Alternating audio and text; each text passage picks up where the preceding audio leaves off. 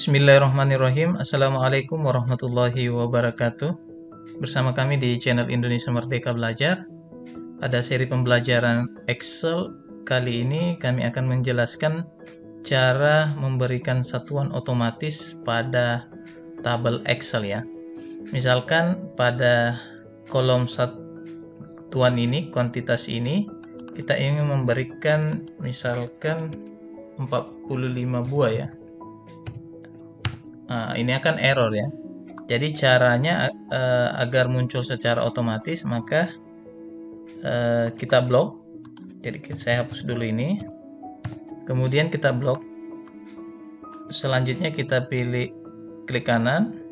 Kemudian format cell. Selanjutnya kita pilih number. Kita pilih custom. Pada general ini kita hapus, kemudian kita tulis add spasi tanda kutip 2, kemudian kita tuliskan buah ya, buah. Setelah itu kita pilih OK. Selanjutnya kita coba masukkan 45, enter.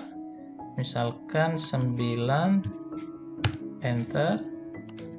10, enter. Sehingga tidak terjadi error seperti yang sebelumnya ya. Oke, demikian. Semoga bermanfaat untuk kita semua. Salam Indonesia Merdeka Belajar. Wassalamualaikum warahmatullahi wabarakatuh.